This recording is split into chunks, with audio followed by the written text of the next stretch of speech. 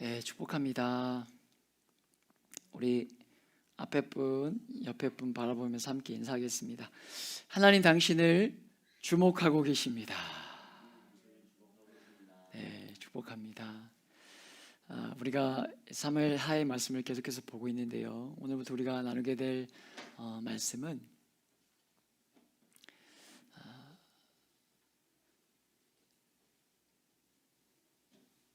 잠시 다른 한 여인에게 집중하고 있는 말씀에 대해서 보게 될 텐데, 여러분 질문 하나를 좀 드려볼게요. 집사님은 누군가의 부모죠? 죄인입니까? 집사님의 죄가 집사님의 자녀들에게 전가가 될까요? 안 될까요?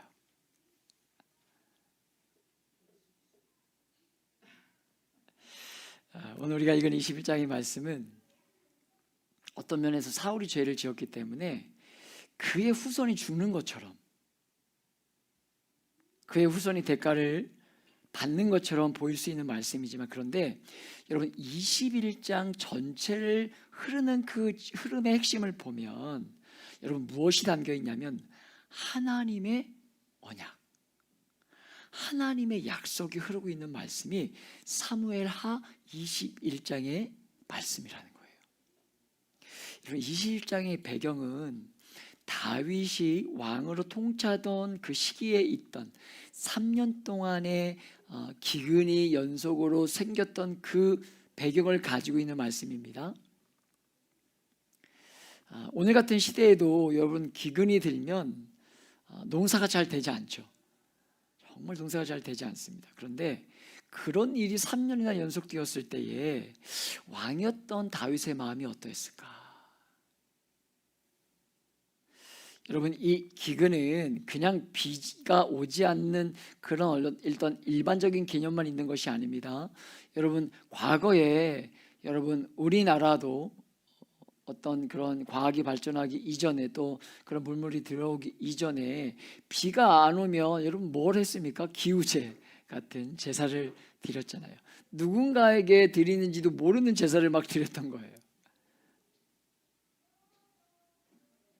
여러분 이스라엘 백성 가운데 이 기근이라는 것, 비가 오지 않는다는 것은요, 무엇을 의미하는 것이냐면 하나님의 형벌을 의미하는 거예요.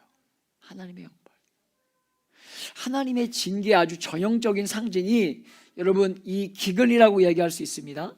여러분 우리가 계속해서 묵상해왔던 엘리야의 사건을 아시죠? 아합이 통치하던 그 시대에 엘리야가 비가 오지 않기를 기도했습니다. 왜냐하면 하나님이 그 백성을 징계할 때에 제일 상징적인 행위가 바로 비를 주지 않는 것, 바로 그것으로, 그래서 이 악한 이스라엘 백성들에게 비를 주지 않기를 기도했던 것이 엘리야의 기도였어요. 그만큼 기근은 하나님의 징계의 상징이라는 것으로, 그렇게 기근이 3년이나 반복되었을 때에 여러분 다윗이 하나님 앞에 간절히 기도할 때에 그때 하나님의 응답이 무엇이냐는 거예요. 오늘 1절의 말씀, 뒷부분의 말씀을 같이 한번 읽어볼까요? 1절의 뒷부분의 말씀 같이 한번 읽어봅니다. 시작.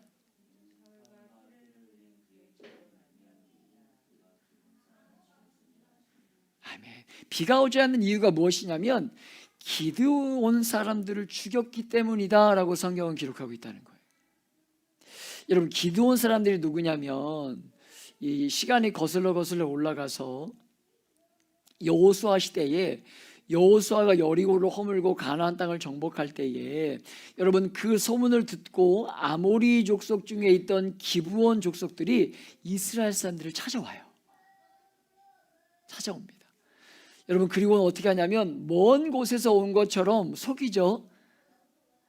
낡은 전대를 차고 또 오래되어서 곰팡이 난 음식들을 가지고 가면서 여러분 멀리서 마치 온 것처럼, 그리고 멀리서 온 것처럼 이야기하면서 조약을 맺으려고 해요. 평화조약을 맺으려고 합니다. 여러분 그런데 3일이 지나고 나서 이들이 이 기브온 족속이 가까이에 있는 사람들임을 발견하게 돼요. 여호수아가 어떻게 했을까요?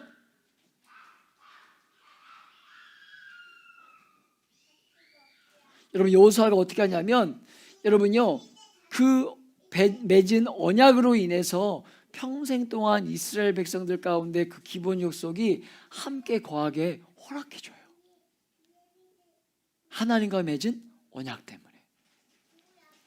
여러분 그 기도원 사람들이 그렇게 평생 동안 이스라엘 사람들 사이에 거하면서 그들의 종노릇을 하게 됩니다. 이스라엘 사람들 종노릇을 하게 됩니다. 그 기본 사람들이 이스라엘 백성들하고 맺었던 언약을 이 이스라엘이 얼마나 중요하게 생각했냐면 여러분 기드온이 공격을 당할 때에 이스라엘이 가서 그들을 살려줘요. 여러분 그때 아주 유명한 전쟁이 나오는데 여호수아가 기브온 사람들을 공격하는 그 아모리 족속들을 공격할 때에 해와 달을 멈추게 되는 그 사건이 일어나요. 여러분 여호수아서 10장 12절과 13절의 말씀을 같이 한번 읽어봅니다.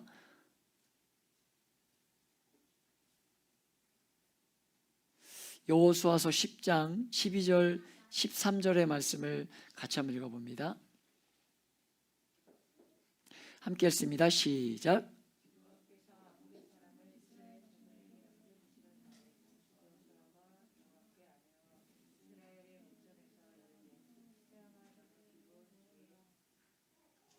머무르라 달아 너도 아얄론 골짜기에 그리할지어다 하매 13절 태양이 머물고 달이 멈추기를 백성이 그 대적에게 원수를 갚기까지 하였느니라. 야살의 책에 태양이 충천에 머물러서 거기 거의 종일토록 속히 내려가지 아니하였다고 기록되지 아니하였느냐. 여러분 기드온 족속은 이스라엘과 맺은 그 언약 때문에 이스라엘 백성들 가운데 거하면서 함께 살던 족속이에요. 그런데 사울이 첫 번째 이스라엘의 왕이 되죠. 그러니까 이 첫 번째 왕이 되어서 뭔가 업적을 남기고 싶은 거예요. 그래서 그 업적을 남기려고 했던 사람들의 마음을 얻으려고 하면서 가장 먼저는 아니지만 했던 것들 중에 하나가 무엇이냐면 그 이스라엘 백성들 속에 있는 기브온 족속들을 죽였다는 거예요. 여러분 우리가 이 성경의 역사 속에서도 우리가 보아왔던 거 아닙니까? 누구예요? 여러분 꿈에서 요셉을 알지 못하는 다른 세대가 일어나면서 여러분 출애굽해서 여러분 그 어디입니까? 여러분 애굽의 그 땅에서 400년이나 거주했던 이스라엘 백성들이 쫓겨나게 되는 일들이 일어나잖아요. 물론 하나님의 섭리와 계획 가운데 있었지만 여러분 그런 것처럼 여러분요 우리가 실제로 어느 사회나 보면 그 어느 사회나 들어와 있는 이방 족속들을 이런저런 이유로 좋아하지 않는 일들이 일어나잖아요. 코로나 시국에 여러분요 한인족이 이 동양인이라는 이유로 얼마나 미국에서 차별받고 어려움을 겪었었습니까? 불과 몇 년 되지 않은 이야기죠. 어떤 면에서 사울이 기드온 사람들을 죽일 때에 여러분 나라를 바르게 세우기 위한 것이라고 주장했을지 모르겠어요. 그리고 이스라엘 사람들도 이방 민족과 함께 살고 있으니까 그들이 종노릇 하는 것들을 어떤 면에서 종노릇을 하고 있지만 불편해하면서 사울이 그 이방 민족을 죽이려고 할 때 죽일 때에 마음으로 지지했을지도 모르겠습니다. 그런데요 오늘 성경이 우리에게 주목해 보도록 하고 있는 것이 무엇입니까? 하나님은 3년이나 이스라엘 땅에 기근을 주시면서 사울과 그의 집안이 피 흘린 그 죄를 들추어내고 있다는 사실을 여러분 우리는 주목해 볼 수 있어야 된다는 거예요. 사랑하는 여러분 사울과 그의 집안은 그렇죠. 사울과 그의 집안은 하나님 나라가 역사적인 언약 하나님 나라나 하나님의 그 언약적인 그 역사 가운데 있는 그 언약 관계 역사적인 언약 관계에 대해서는요 조금 더 관심 갖고 있지 않는 거예요. 모든 사물을 육체적인 관점에서 보고 있는 것으로 당장 이익이 되나? 내가 이스라엘 백성들에게 마음을 빼앗을 수 있나? 여러분 이런 것만 따지고 있는 거예요. 여러분 이스라엘의 왕이었던 사울 아닙니까? 그런데 500년 전에 일어났던 일이긴 하지만 무엇을 놓치고 있는 것이냐면 하나님의 언약을 놓치고 있는 것으로 하나님 앞에서 이스라엘 백성이 기브온 족속과 맺었던 그 언약에 대해서는요 아무 관심도 없는 거예요. 하나님 나라에 대한 관심은 조금도 없고 자기 왕국, 내 안위, 내 지위, 내 인기, 여러분 그런 것들을 얻으려는 것들에게만 전부 다 마음을 빼앗겨 있었던 것이, 그러니까 기드온 사람들을 얼마든지 죽일 수 있었다는 거예요.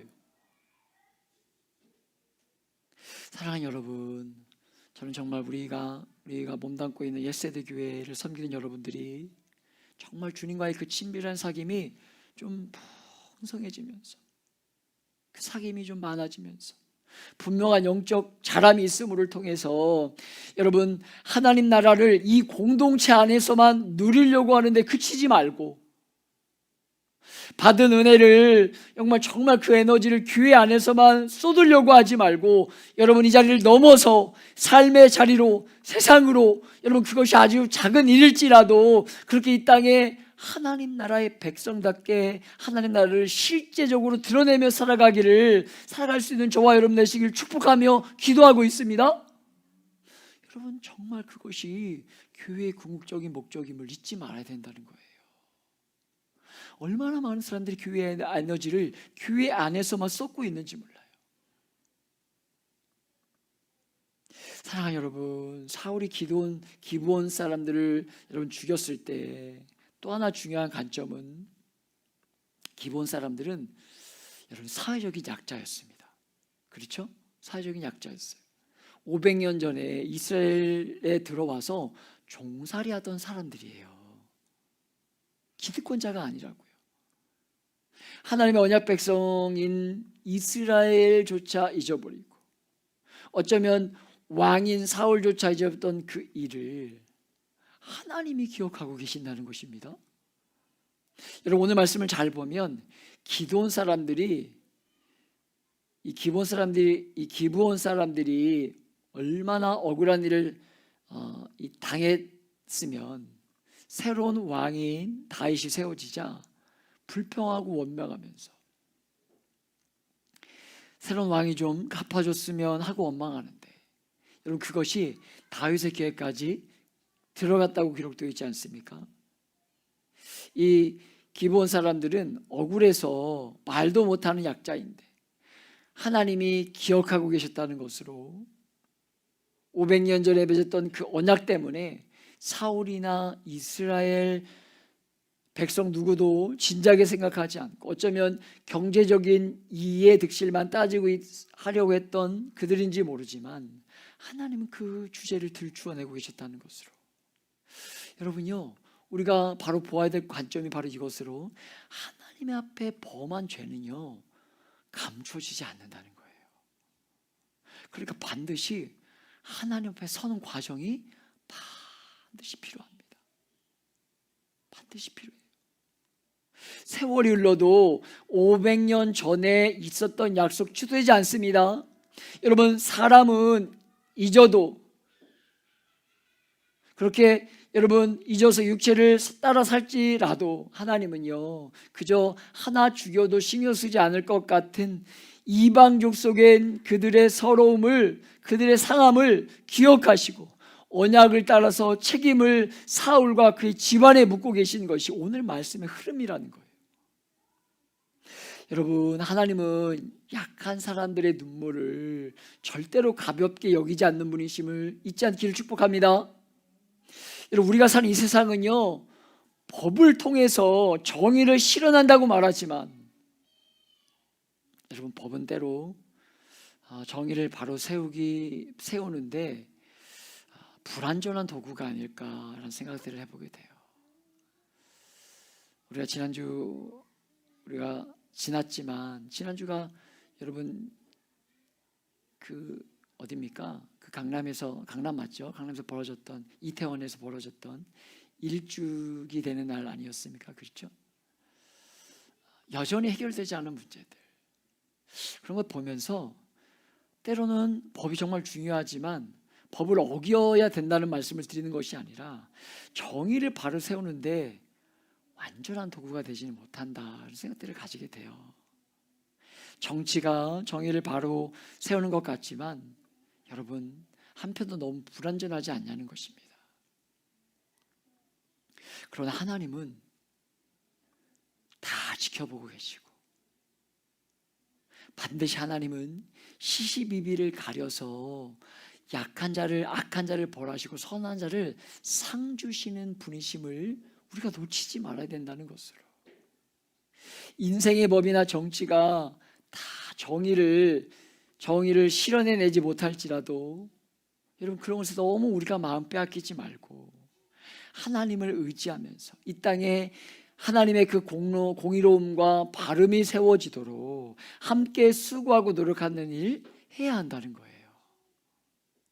하나님께서 500년에 맺은 그 언약을 근거해서 사울의 죄를 부르시고 이스라엘 땅에 3년이나 기근을 주셨던 것 보며 여러분 정말 하나님의 마음을 지키며 그렇게 살려고 애쓰는 저와 여러분 되시길 축복합니다. 오늘 이 주제가 드러나자 여러분 다윗이 이 기브온 사람들을 불러서 어떻게 하면 되겠냐라고 묻습니다. 그 상한 심령과 억울한 눈물들을 어떻게 해소되기를 원하느냐 이렇게 물으니까 4절에 뭐라고 기록하고 있습니까? 4절을 함께 읽어볼까요? 함께 읽습니다. 4절 시작.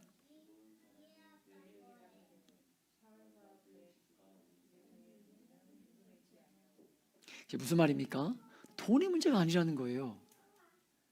우리가 살아가는 이 세상을 이렇게 보세요. 우리나라 얼마 전에 우리나라 여권 파워가 2위라는 이야기를 들은 적이 있습니다. 비자 없이 갈 수 없는 나라가 170여 개국이나 된다고 그래요. 안 놀랐습니까? 여러분 해외여행 자주 다니시나요? 170여 개국. 그럴 수 있는 이유가 이 대한민국이 돌아갈 나라, 대한민국이라는 나라가 돌아갈 나라가 있는 거죠. 대한민국은 돌아갈 나라가 있고 그 돌아갈 나라가 잘 살고 있는 나라이기 때문에 비자가 없이도 얼마든지 그 나라에 체류할 이유가 없는 거죠. 자기네 나라보다 잘 사는 나라로 돌아갈 곳이 있기 때문에 얼마든지 이 비자 없이도 갈 수 있는 나라가 그렇게 많다는 거예요. 여러분 실제적으로 그렇지 않습니까? 우리가 이렇게 동남아나 또 제가 작년에 다녀왔던 여러분 그리스나 터키만 가도 여러분 큰 어려움이 없어요. 우리가 입국하는데. 물론 제가 10여 년 전에 이렇게 영국 신혼여행 갈 때 뭘 이렇게 꼬치꼬치 영어도 잘 못하는데 꼬치꼬치 캐묻는지, 왜 왔냐? 얼마나 있다 갈 거냐? 뭘 이렇게 꼬치꼬치 캐묻든지 이렇게 혼이 났던 기억이 있지만 여러분 참 우리가 비자 없이도 갈 수 있는 나라가 참 많은 나라, 그만큼 잘 살게 된 나라가 우리가 살고 있는 이 나라예요. 여러분 그렇게 잘 살게 되면서 언젠가부터 돈이면 다 된다고 생각하는 것이 이 시대의 보편적인 흐름들이 아닌가라는 생각들을 가지게 됩니다. 여러분 그래서 잘못했습니다, 미안합니다 이런 사과가 분명하게 먼저 일어나야 될 그런 상황에서도 돈으로만 해결하려고 하는 어떤 그런 모습들이 이 세대 안의 모습들이지 않은가라는 생각들을 해보게 돼요. 사랑하는 여러분, 그런 시대의 흐름이지만 그러나 저와 여러분은 여러분 어떤 존재로 부름받은 자들입니까? 하나님의 제사장으로 부름받은 존재들이에요. 여러분 믿으십니까? 여러분 그래서 제사장이 누구예요? 백성들의 죄를, 우리가 지난주 금요일에도 말씀 나눴지만 제사장이 뭐예요?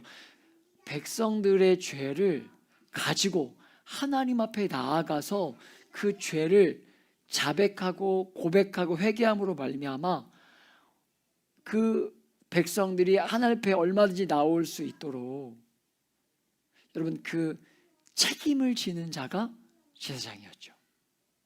여러분 그런 존재로 부름받은 게 우리라는 거예요. 그래서 여러분 이 기도원 사람들이 요구하는 것이 무엇입니까? 5절 이하에 보면 그들이 왕께 이르되 우리를 학살하였고 또 우리를 멸하여 이스라엘 영토에 머물지 못하게 하려고 모해한 사람의 6절 읽어볼까요?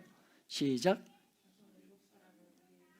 이들의 핵심이 무엇이냐면 7명의 생명을 달라는 것도 있지만 약속을 어겨 자기들을 이스라엘 백성 밖으로 내몰려고 했던 그 사람들, 그러니까 뭐예요? 언약을 회복시켜 달라는 거예요. 언약을 500년 전에 맺었던 약속이 자기들에게 지금도 적용될 수 있도록 그 표시로 자기들을 내몰았던 사울의 집안의 사람들을 내어달라는 거예요.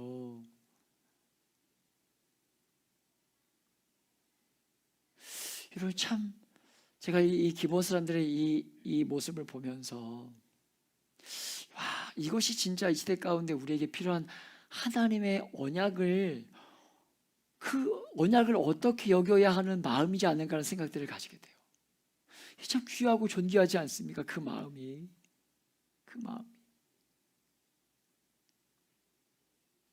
여러분, 오늘 이런 본문을 가지고 어떤 사람들은요, 사울이 죄를 지었는데 후손들이 그 벌을 받고 있다. 그래서 어떤 사람들은 후손에게 조상이 지은 죄가 상속된다라고 해석했어요. 그리고 한동안 한국교회에서 회자되었던 것이 족보에 흐르는 저주를 끊어야 한다, 이런 거였어요. 족보에 흐르는 저주를 끊어야 한다. 여러분, 그런데 절대로 그렇지 않습니다. 여러분, 구약성경 신명기 24장 16절 말씀에 보면 같이 한번 읽어볼까요? 시작.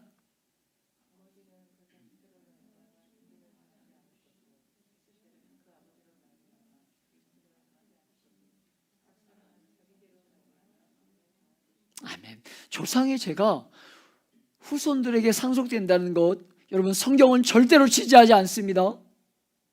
여러분, 하나님은 사람을 외모를 따라 취하지 않는 분이죠. 좋은 조상 만나는 게 큰 복이라고 말하는 이 세상이지만 성경은 누구든지 믿기만 하면 된다고 가르친다는 거예요. 여러분, 물론 삶이 어떠한 모습에서는 여러분 보고 배운 그 영향력이 있을 수 있겠죠. 그러나 누구든지 진실되게 믿으면 여러분, 그거로 족하다는 거예요. 1절 다시 한번 보세요. 1절에 보면 사울과 피를 흘린 그의 집으로 말미암음이니라고 기록되어 있어요.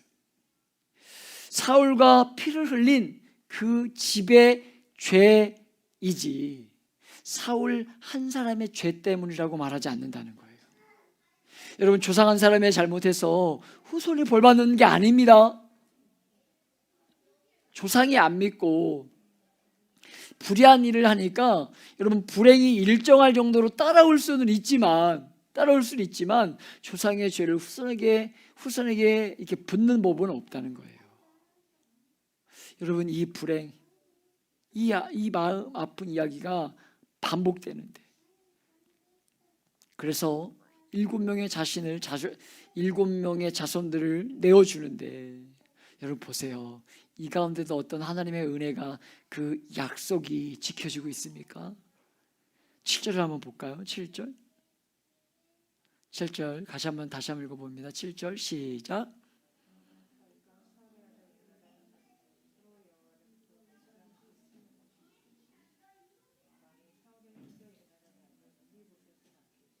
여러분 보세요. 약속을 어겨서 문제가 시작되고 있는데 그 약속을 지키고 있는 모습이 나오죠. 요나단과 하나님 앞에서 약속했던 것을 지키고 있어요. 무비보셋을 아끼고 보호해 줍니다. 그리고 여러분, 다른 7을 내어주는데 8절에 보면 왕이 이 아야의 딸 리스바에서 난 자 곧 사울의 두 아들 알모니와 무비보셋, 이 두 사람을 내어주고, 사울의 딸 메랍에게서 난 자 무홀랏 사람 바르실레의 아들 아슬리에의 5 아들을 붙잡아 내어주므로, 총 몇 명을 내어준 것입니까? 2명과 5명. 이 7명을 내어주면서 여러분, 이들을 성에 매달아서 죽게 둬요. 그런데 사울의 집안의 사람들을 벌을 주기 위한 이 대목에 여러분, 이 벌을 주고 끝났다, 이게 이 중요한 것이 아니라 이 엄청난 이 사건이 일어나고 있는 대목에 하나님 우리를 누구에게 초점을 맞추도록 하고 있냐면 한 여성의 행위에 초점을 맞추고 있는데 그 인물이 바로 누굽니까? 리스바예요. 리스바. 여러분, 이 여인은 참 불행한 여인이라고 할 수 있어요. 다윗이 헤브론에서 왕으로 세워지고 나서 이 사울의 아들 이스보셋과 싸웁니다. 그때 이스보셋을 지지하고 있었던 실권자인 이 군대 장관 아브넬이라는 사람이 있었는데, 여러분, 이 아브넬이 교만해서 이스보셋의 아버지인 이 사울의 첩이었던 리스바를 취하게 돼요. 사울의 첩이었던 이 리스바를. 여러분, 이 사울의 첩으로 살다가 그리고 또 누구의 첩으로 살게 되는 겁니까? 아브넬의 첩으로 사는 거예요. 그리고 오늘 또 어떤 일을 겪고 있는 거예요? 두 아들을 잃어버리게 되는 거죠. 그것도 이 저주를 끊어버리는 도구로 사용되고 있는 게 리스바의 아들이에요. 여러분, 그 인생이 얼마나 비참했을까. 고난에 고난이 닥쳐와요. 도저히 일어날 수 있는 힘이 없을 것 같아요. 이것이 인생 아닙니까?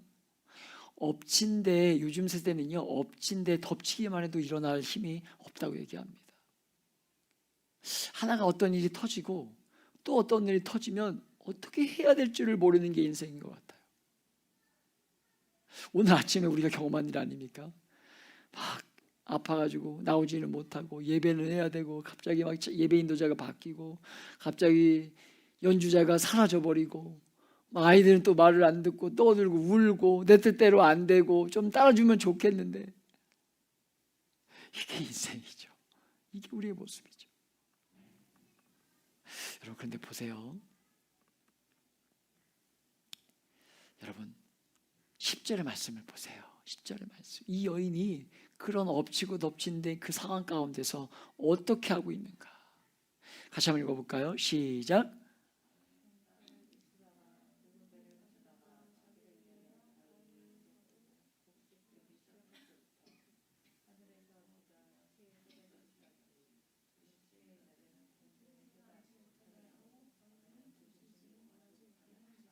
아멘. 여러분, 이게 단순한 메시지 같지만 여러분, 리스바가 향한 행위는요, 그 아들의 죽음에 그치는 것이 아니라 어떤 모성에만 그치는 것이 아니라 여러분, 이 메시지가 어떤 의미를 가지고 있는지를 당시 시대적인 상황으로 들어가 보면 우리가 조금 더 이해할 수 있는데, 여러분, 공중의 새가 범하지 못하게 하고 땅의 들짐승이 범하지 못하게 시신을 보호했다는 것 아닙니까? 그런데 이 시신을 보호했다는 것에 어떤 의미가 있냐면, 여러분, 언약을 범한 사람들에게 임하는 하나님의 징계의 핵심 중에 하나가 무엇이었냐면, 하늘의 새가 먹고 땅의 들짐승들이 먹도록 버려두는 거예요. 그게 하나님의 언약을 어긴 사람들이 받는 이 징계의 핵심 중에 하나였다는 거예요. 무슨 의미인지 아시겠어요? 그냥 그렇게 두어서 하늘의 새와 땅의 들짐승이 먹게 하는 그것이 하나님의 언약을 어긴 사람들의 마지막의 모습이라고요. 여러분, 그러니까 어머니였던 이 리스바의 간절한 소망은 무엇이었겠습니까? 언약을 어긴 자로서 하나님께 버림받아서 징계를 받아 죽은 아들이에요. 이미 죽었습니다. 엎친 데 덮친 일이 일어난 인생이에요. 그런데 여러분요, 그렇게 여김받지 않도록, 이미 그런 일이 벌어났지만 그렇게 여김받지 않도록 하기 위해서 비 오지 않는 이 땅에 비를 주시는 그 희생의 속죄처럼 아들의 죽음이 그렇게 드려지기를, 하나님께 받은 징계로 끝나지 않기를 간절히 소망하면서 끝나지 않기를 소망하면서 시체를 덮어서 공중의 새들이 먹지 못하게 했던 것으로 여러분 믿음으로 하나님의 자비를 구하고 있는 그 어머니의 몸부림으로 볼 수 있어야, 그것이 우리가 오늘 본문의 말씀인 전적인 흐름을 볼 수 있다는 것입니다. 여러분, 그래서 이 리스바의 행위를 듣자 어떻게 됩니까? 다윗이 여러분 사울과 요나단의 뼈까지 가져와서 여러분 이 7사람들을 함께 장사 지내줘요. 여러분, 언약을 어겨서 버려져서 죽여졌고, 여러분 하나님의 언약을 어겼으니까 죄인 중에 죄인이죠. 그렇게 할 이유가 없는 거예요. 그런데 하나님께 여러분요, 그렇게 하자 하나님께서 기도를 들으셨다는 것 보면, 그렇게 한 것을 통해서 이 다윗이 한 것을 하나님이 다윗이 한 일을 우리가 보았다는 것, 하나님이 그 여인의 그 소리를 듣고 다윗이 움직였다는 것들을 보면 틀림없이 하나님이 그 여인의 기도를 들으셨다는 것들을 우리가 유추해 볼 수 있다는 거예요. 사랑하는 여러분, 어떤 면에서 하나님이 사울의 집안을 향해서 심판하시는 그 마음 아픈 자리에 이 여인을 통해서 여러분과 저에게 하나님 하시는 말씀이 무엇이겠습니까? 죄에 대한 징계가 시행되는 것 같은 그 자리에 어머니의 믿음, 하나님의 자비를 의지하고 하나님의 긍휼을 붙들고 벌받아 죽은 자식의 시신이 새와 들짐승에게 먹히지 못하게 하는 그 어머니의 간절한 신앙을 따라서 여러분 기도를 응답하고 계시는, 영광을 보여주고 계심을 보여주더라는 거예요.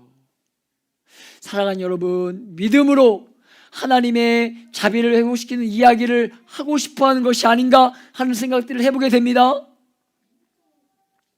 여러분, 우리는 운명론자가 아닙니다. 여러분, 우리는 믿는 자입니다. 여러분, 사울의 집안의 죄로 인해 벌을 받고 있음에도 리스바는요, 그 역사의 자리에서 수많은 어려움을 겪었고 어려움의 자리를 지나고 있음에도 불구하고 끝까지 하나님의 자비를 의지하면서, 자식이 죽은 서러움을 정말 컸을 텐데도 하나님의 긍휼과 자비를 붙들고 자식의 죽음이 저주받은 죽음으로 끝나지 않도록 여러분 자비와 긍휼을 베푸시는 간구함을, 여러분 그렇게 간구함으로 마침내 다윗의 마음을 움직이고 자비와 긍휼을 경험하게 하고 있는 이야기를 성경 우리에게 보여주고 가르쳐주고 있는 거예요. 가르쳐주고 있는 거예요. 우리는 하나님의 뜻이면 어쩔 수 없다고 말하는 사람들이 아닙니다.